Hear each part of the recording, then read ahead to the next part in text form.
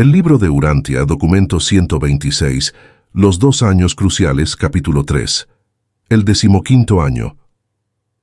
A mediados de este 15º año, estamos computando el tiempo según el calendario del siglo XX, no de acuerdo con el calendario judío. Jesús había tomado firmemente en sus manos la administración de los asuntos de su familia. Antes de finalizar el año ya casi habían desaparecido los ahorros de la familia, y tuvo que enfrentarse, pues, con la necesidad de vender una de las casas de Nazaret que José y su vecino Jacobo poseían en sociedad. El miércoles 17 de abril del año 9, por la noche nació Ruth, la más pequeña de la familia. Jesús hizo todo lo que pudo por tomar el lugar de su padre, siendo el sostén y consuelo de su madre en estos momentos particularmente difíciles y colmados de tristeza. Durante casi 20 años, hasta que comenzó su ministerio público, ningún padre pudo haber amado y educado a su hija más afectuosa y fielmente de lo que Jesús cuidó a la pequeña Ruth. Fue un padre igualmente bueno para con los demás miembros de la familia.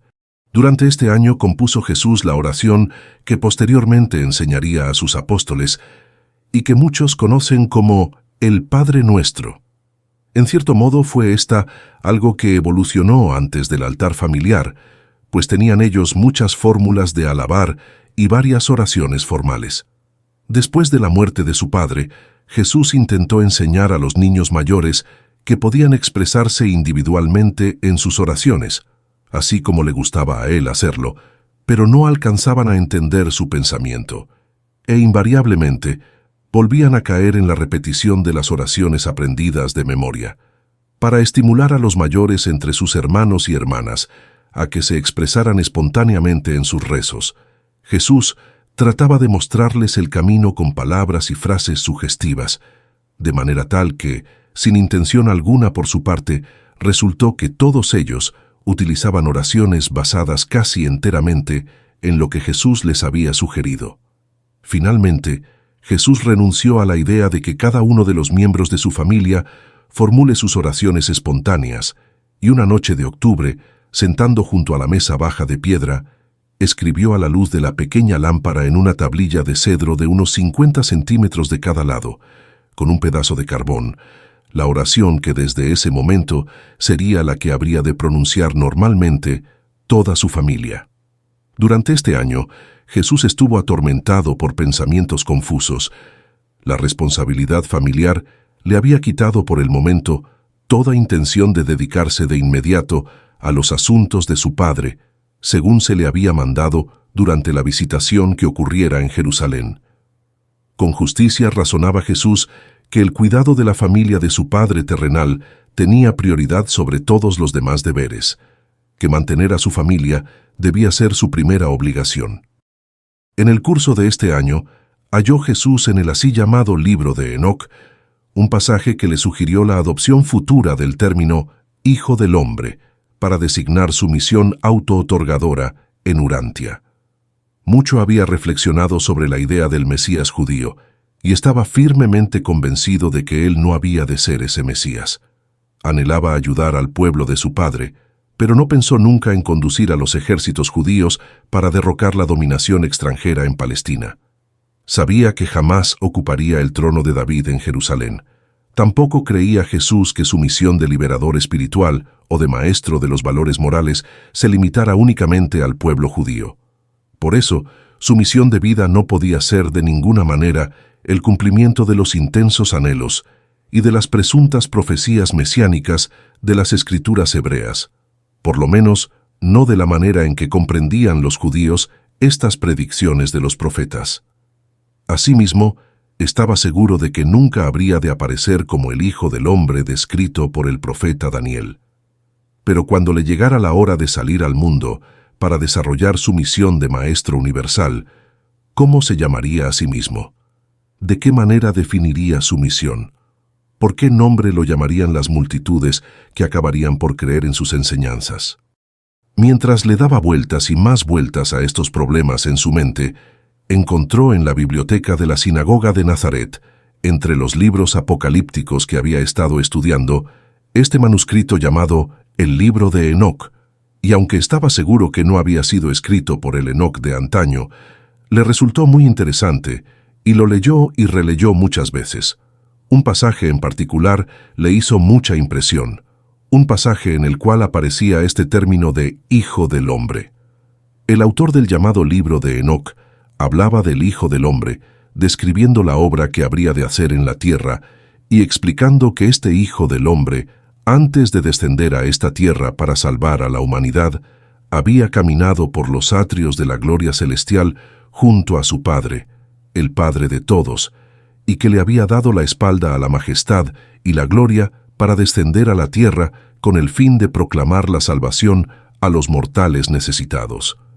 Según Jesús leía estos pasajes, sabiendo muy bien que gran parte del misticismo oriental entremezclado con esas enseñanzas era falaz, sintió en su corazón y reconoció en su mente que, de todas las predicciones mesiánicas de las escrituras hebreas y de todas las teorías acerca del liberador judío, ninguna estaba tan cerca de la verdad como este relato escondido en las páginas del libro de Enoc, solo parcialmente acreditado.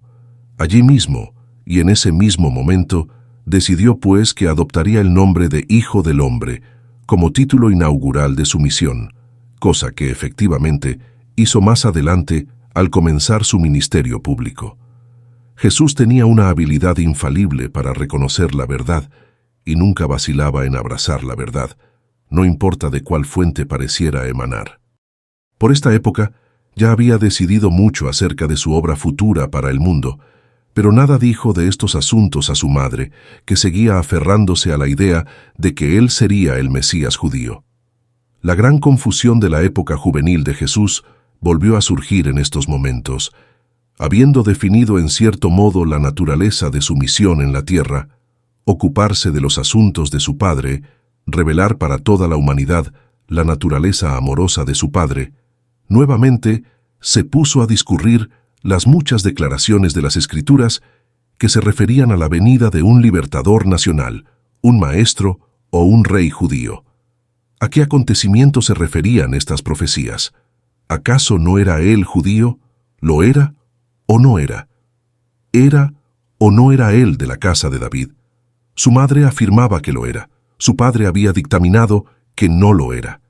Él decidió que no. Pero, ¿habían confundido los profetas la naturaleza y misión del Mesías?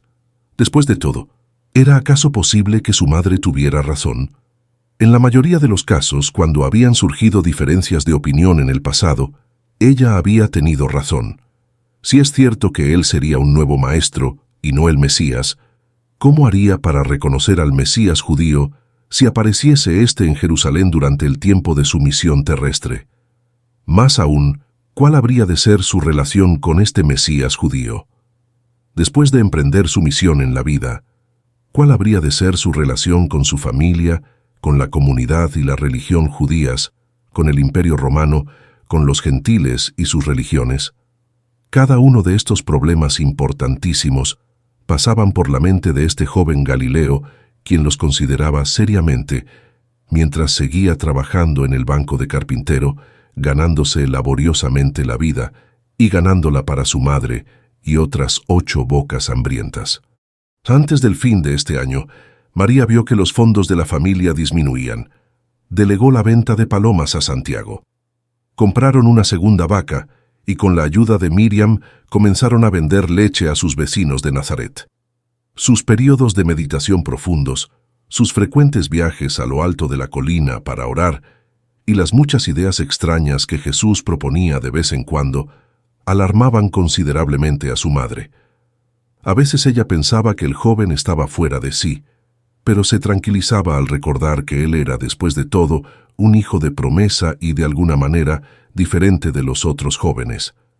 Pero Jesús estaba aprendiendo a no expresar todos sus pensamientos, a no presentar todas sus ideas al mundo, ni siquiera a su propia madre. A partir de este año, las revelaciones de Jesús acerca de lo que pasaba por su mente fueron reduciéndose cada vez más.